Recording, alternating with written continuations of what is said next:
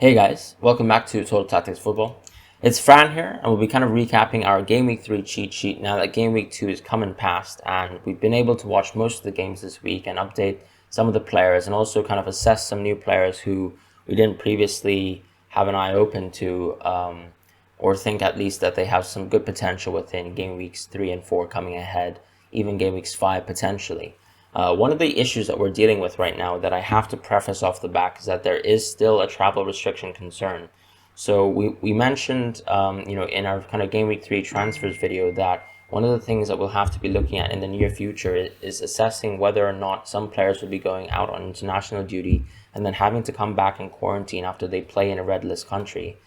This all could change the kind of advice that we have right now at the end of this week, before the deadline, when maybe the UK government kind of updates their list or even provides an exemption for some of these players. But as of right now, we've also seen some of the clubs pushing back against the FAs, with Liverpool kind of asking the Egyptian FA not to, or preventing rather Salah to play in a red list country. But I actually don't think that Liverpool have the authority right now to do so, and it really remains to be seen what FIFA will do to kind of respond to this. I think right now I would still say as an example that Salah is a point of concern.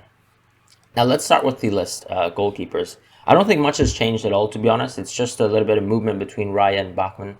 I think now that we've once again gotten a little bit more time to see Raya and a little bit more time to see Bachmann, I think over the course of the season we can probably say that I think Watford will struggle versus most of the teams and the more improved offenses that you're dealing with in the Premier League. Whereas I would say Brentford have also had a rather nice time in terms of dealing with a rather toothless Arsenal attack, with Lacazette still out and at the time Aubameyang out. And also simply put, a Palace side that is under a new manager and still trying to find some sort of footing in the league. So I think Brentford have, of course, had the nicer games. But ultimately, I do expect Watford to collapse in a similar way to the way that they have versus Aston Villa as an example. I think that was a good game to kind of tell you that this side is probably not going to get a lot of clean sheets this season. Whereas I think Brentford's organization has to be kind of complimented, and Raya does deserve to be a solid, good choice at this point in time. I would also include Lloris in this list. Now, I think a lot of people have been fearful of the underlying stats for Tottenham Hotspurs, and they think that they're overperforming their defensive potential. But one thing I have to say is that I think the stats are, first of all, skewed by the fact that they played Man City. I think any team playing versus Man City will find themselves conceding a lot of shots at least. And you could also argue that they were conceding a lot of shots versus Wolves. But I have to say that most of the chances that Wolves were putting towards Lloris were really poor, with exception to one from Traore that he should have finished. But, we can say that every week. Ultimately, Traore is the type of player who can collapse any defense. You saw Traore in previous seasons, decimate the Man City defense, but you'd still rate the Man City defense highly. So for that reason, I'd put Lloris there. Only reason why he's not a best choice is, first of all, 5.5 keeper, and second of all, you really want to be spending your money on potential Spurs players who are 4.5 or 5.0 in price. But let's now move on to the defenders. So I think the situation now is that Livramento has kind of risen to the top because of what we expect to happen to Tsimikas. And Livramento is a player that I would say has a good game versus Newcastle, but then has rough games after that. And then I think a rather sweet kind of spot in the schedule where he can start to build a lot of value after a few set of games. And right now the competition is going to be Duffy. And also, just going back to Livramento, Livramento is a player who, in my opinion, could actually play right wing at different points in the season. We actually saw that in the Man United match. He was huge. I think a massive offensive presence to the Southampton side. And I think once they play versus poorer sides, we could see his attacking potential flourish. The issue, of course, is clean sheets. But I think at 4.0, you're looking at Livramento to continue to build value for your team and not necessarily be a starting option for you. With Duffy, I think it's a similar situation, but for a different reason, where you probably get to maximize the most out of Duffy in the recent game weeks due to the fact that I think he's going to be given the chance to actually continue to start in this Brighton setup. And I think Potter has been overall very appreciative of his performances and the kind of ethic that he's brought to the table this season. And I think, Duffy is set to have several kind of good game weeks ahead due to the fact that Brighton have nice fixtures and have finally showed that they're kind of here to start the season off strong and actually perform as according to the underlying stats. With Amartey, the only reason why he's risen is because I think of the Vestergaard injury. There's nothing really particular about Amartey. I don't think he's a great centre-back, or I don't think he really improves the Leicester defence too much. But simply put, I think Leicester have some rough games, but still some nice games in between. So you can get clean sheet potential in the next week versus Norwich. But after that, I think after the Norwich game, you're probably talking about Amartey once again falling back to an avoid for now thing. It's more about kind of illuminating you guys and saying that he could actually start for your teams this week, given the nice fixture. With Tsimikas, the only reason why he's fallen is simply just due to how fast Robertson has progressed with his kind of injury recovery. You'll clearly see that Robertson is running in a straight line, and I think even in full training as of last week, and we could really see him play versus Chelsea, where that will be a huge fixture for Liverpool, and it really depends on what Klopp would like to do. But I think you can still assess the situation by maybe waiting on transferring Tsimikas. He's, of course, increased to a 4.2 price, so you have that 0.1 profit there. It just remains to be seen whether Klopp seems to be likely to pick Robertson and whether he seems fit enough for the Chelsea game. With Hover, I think the issue is that he clearly didn't play versus Tottenham Hotspurs, and for that reason, given the fact that you have variety at 4.0 to 4.2, no real reason to touch him right now.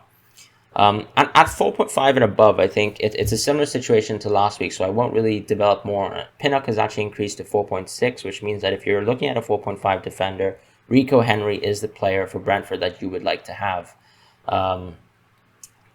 Given the fact that he's a left wing back and he also develops a few kind of crossing opportunities as well. With Tanganga, I think he seems to be almost the yellow card magnet, but I think people are maybe underestimating the fact that he has been dealing with some very tough attackers, namely Grealish, Sterling, and also Adama Traore. Those are going to be tough tasks for defenders each week.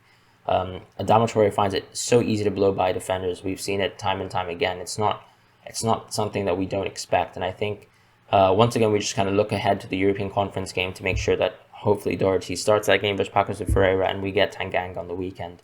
With Sanchez, you have the issue of travel restriction, but then Dyer also being on left centre-back and Romero seemingly coming into shape. And that means one of them will be displaced probably in the medium term. I think it makes more sense to actually stick with Sanchez in your team.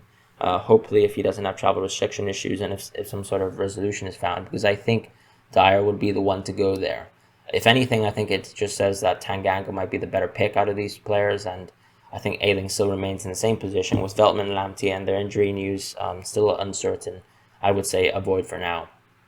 At 5.0, you have Reguilon kind of moving up the rankings, and of course the London sweepstakes have changed where Tierney has clearly fallen. I think Soufal, the reason why I have him still as a top pick is we saw once again, in the West Ham game versus Leicester, how he's able to create these opportunities for his team. And even though, yes, West Ham don't seem to be able to keep a clean sheet no matter what, even against 10 men, ultimately you're talking about a player who creates a lot of chances in open play and still is playing versus weaker opposition, so has the potential to get that clean sheet. With Reguilon, once again, as I kind of argued with Spurs, I think Spurs were facing tough competition. That, of course, affects how you value them as a team. And I think people have been too sucked into the fact that the underlying statistics seem to suggest that Tottenham are actually a worse defense than expected. But I would actually point out the fact that I don't think they've actually conceded many key chances, post the Man City game, which means for me that coming into this next two game weeks, I think they have the full potential to get 2 clean sheets. And with Reguilon, the interesting thing is that he, for me, is almost clearly given the route to attack as a left wing back, and Spurs are almost defending sometimes as a 3 at the back. I don't know if that will kind of remain the case or if that was kind of an adjustment made to deal with Traore, but clearly Reguilon is a more attacking player and he could get attacking dividends. We saw him kind of lay the ball in through for Ali as he received a penalty, and those are the kind of attacking chances that Reguilon can create and be effective with in terms of points. Dunk remains as a solid option. I think the issue why he's not a best choice is just because the fact that Brighton have plenty of options in and around the team that are at much cheaper prices. And yes, while Dunk is of course an aerial threat, you're looking at Duffy, who could potentially provide you a similar aerial threat. for cheaper, and that's why he remains there. Tierney has clearly fallen. I just think the Arsenal defense are really struggling in terms of determining what their kind of weaknesses are in terms of adjusting to, let's say, Xhaka and Tierney and their positioning, and dealing adequately with how they have to kind of space out when the opponents decide to play wide against them. And we saw that versus Chelsea. There was such a clear issue where Tierney tucking in at times meant, and Xhaka kind of found a no man's land, and vice versa, meant that Arsenal conceded some very simple and almost routine goals where, they came out of Chelsea's right-hand side when they started to stretch the field of play with Reece James on the right wing-back position. And for me, it just leads me to more questioning of whether they really have like great offensive dividends, I think, even in past the Man City game, because, we're talking about probably Arsenal continue to losing clean sheets because of White still being injured as well. It just seems like an overall situation where, unfortunately, we have to just downgrade Tierney because Arsenal are showing nothing, to be honest. And even on an offensive end, there was nothing to be found versus Chelsea, whereas, of course, Tierney was fantastic versus Brentford. That's the kind of one light in the shiny tunnel. The one light in the tunnel right now, but it's tough to kind of argue why Tierney should not fall this week, and I think I've gone with that. In terms of 5.5, we just kind of have a new defender in Reece James. I put him alongside Alonso. I think he's less of a punt than Alonso, to be quite honest. I think the only reason why he didn't play the first game was just maybe resting as well due to the international break. But I think there's much less kind of competition on that position. He has the ability to flex into right centre-back at times as well, which is something that Tuchel likes. And so for that reason, I think Reece James becomes a very, very interesting pick for Chelsea. Of course, the games are still tough. Of course, Chelsea have shown to be the best defense clearly since Tuchel has come back. So you're really gambling with that, in my opinion. I think it might be worth to go with Reece James if you have the capacity to kind of space your team out and kind of play that kind of game with Chelsea. Rudiger, of course, is the more solid, stable option at 5.5, but much less attacking dividend. And you're probably happy with that when Chelsea have good fixtures. But when they have rough fixtures, it's less kind of easy to go into Rudiger. Crespo and Pereira remain at kind of similar positions due to the fact that I think both teams are struggling on a defensive end. And while both these players provide a lot on the attacking end, they'll suffer and they won't be best choices for the foreseeable future. The difference with, for example, Crespo and Soufal, I think, is just price. And that's why I think Soufal has a bit more value there. With Laporte, Pep pretty much simply said that he would play next week, and that's exactly why he's on this list. You have a chance at probably City versus Arsenal, where I think once again they keep a clean sheet, just given the fact that if Lacazette can't find his bearings, or even if the fact that you take into account the fact that he's not been in training for 2 weeks, I don't think Lacazette's going to be in fine form. So expecting Arsenal to score versus City, I think, is a little foolish right now. And I think for that reason, Laporte seems to be fantastic at 5.5. I've all given 3 players here kind of a fall in priority in terms of Maguire, Wan-Bissaka, and Dean. I think clearly it makes no sense right now to start the season with a double Man United defense. I think even though the goals that they've conceded have been questionable, I think you can't say that it's poor defending necessarily, but they also gave a few key chances versus Southampton, which was not what they did versus Leeds. So I think, Southampton didn't actually capitalize on those chances. And I think for that reason, I would clearly say that Man United needs a bit more time. And you're probably only going to be looking at a double up of Man United defense maybe when we hit that beautiful kind of game week run since game week 15. And for now, I think you just avoid all the assets other than Shaw, who has very high effective ownership, and you're really kind of only keeping Shaw for that reason. With Dean, I mean, you know how it is. Dean's been on my team. Dean's been letting me down continuously, but not really through himself, but rather through Michael Keane. But I won't talk too much about that. I mean, simply put, I think the fact is that you want Dean to be in your team because he can provide the attacking dividend. And I think he has played a somewhat more defensive role this season. There were times, for example, in the Southampton game where I thought, wow, Everton are really going to push ahead with this structure where Dean plays as a left winger and he can continue to attack teams, especially when the fixtures are nice. But I think in the Leeds game, I saw a little bit less of that. And even though he has the opportunity to create plenty of chances, I think Brighton, of course, have a huge kind of aerial threat in terms of the back line. I know Sanchez is not the best in set pieces, but I'm still just not overall interested in Dean anymore. I think that it just makes more sense to kind of play around with the 4.5, 5.0 defenders. There's just much more value there, in my opinion. And that's pretty much where things stand for me. 6+ defenders remain the same, so I'm not going to talk too much about that. If we go into the midfield, once again, the 4.5 midfielders are exactly in the same place. Nothing has really changed there. Basuma had a fantastic game, but he was already, a best choice as of last week. And, simply put, he has some travel restriction issues, so I would kind of watch out for that. But he clearly becomes the best bench option because he actually clearly has attacking foray and attacking potential. And at 5.5, we have Demarai Gray kind of rising in this list. And last week he was a differential, but I think we saw a much, much more complete game from him versus Leeds. And for that kind of reason, I do think that Gray has great potential at 5.5. And the only reason why Mbemo kind of remains as the best choice is I think even though he had a relatively poor game and he got subbed off, he still hit the post and he still creates a lot of chances through some of the set pieces that he's delivering from the right-hand side.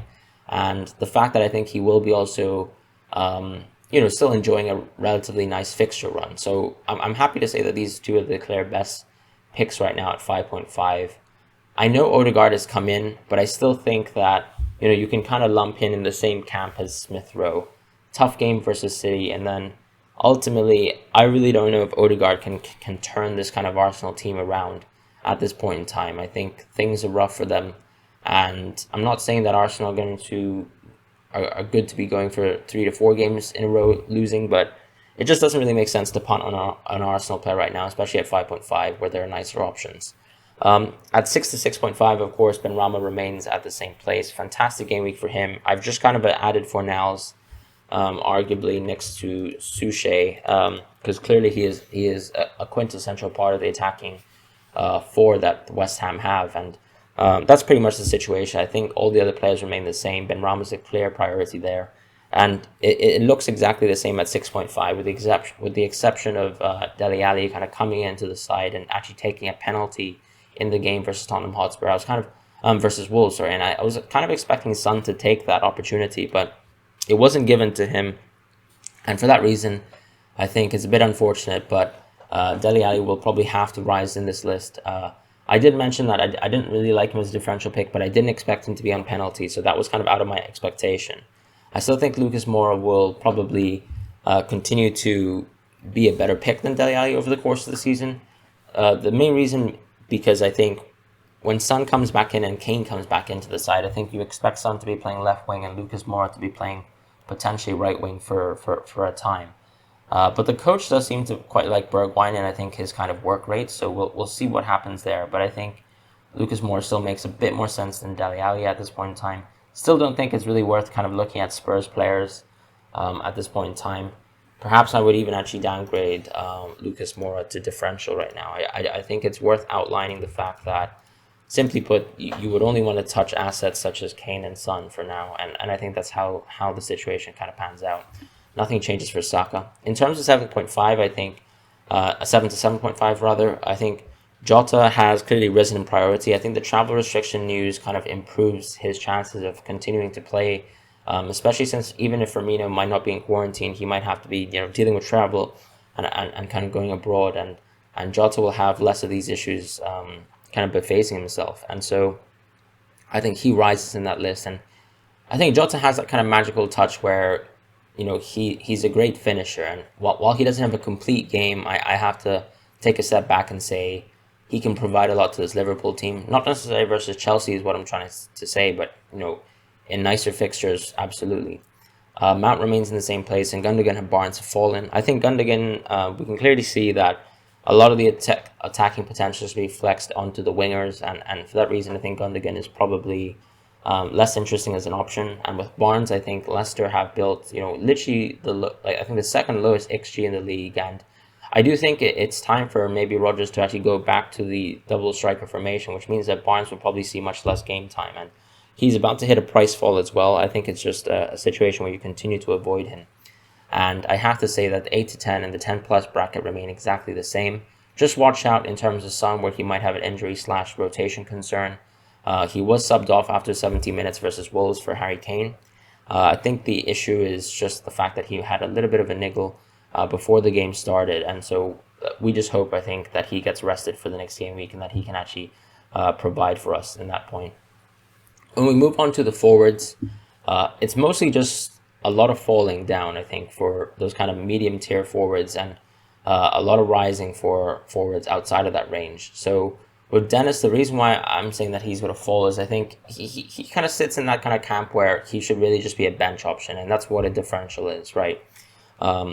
Not all the time, but you kind of get my point, where out of 5.0, you're not looking to kind of have him start in your team. And if he is starting in your team, then your team is probably going to have some general kind of balancing issues, because I think a 5.0 defender is clearly more valued than Dennis over the course of the season. Mope remains as a good choice and clearly the best out of the 6.5 kind of forwards and below. And Tony, once again, has continued to fall. Rodrigo's continued to fall. I'm continuing to seeing less attacking output from them. I think Tony had good XG versus Palace, but you also have to say it was versus Palace. And then clearly we've seen him playing a much deeper role this season, although Brentford is overall performing quite well. It just doesn't really make sense when there are such strong options, when we look further up in terms of the forwards. Armstrong, once again, had a poor week for me in terms of the fact that I think it was the opposite from last week. Last week we saw a clinical kind of game week 1 finish for him, and Southampton creating no opportunities. I thought Southampton created more opportunities this match, and they were actually kind of built for Armstrong, but he didn't really capitalize on them, and that's why I would say avoid for now. The fixtures are also just nice versus Newcastle, and then after that get rough again, so I'm not really sure why you'd want to have Armstrong. I don't think he's the greatest differential pick. He's not going to be scoring braces in games. Maybe 1 goal versus Newcastle, but beyond that, I'm really not sure about that, and same with Pookie there. Wilson, I think, has fallen. I mean, I just can't get around the fact that he missed that opportunity versus Aston Villa, but also the fact that, simply put, as mentioned last week, Antonio was clearly the better option at 7.6 now, or 7.7 even. So that's a tricky thing that I think if you missed out on Antonio, you'll have to be dealing with Wilson. And I think the side grades aren't really there because Watkins is still an avoid for now thing, where I'm not really sure about the extent of his injury, and all the other players are either rotation or dealing with very tough fixtures like Jimenez. So still avoid most of these players for now. At 7.6 to 8.4, we have no movements there.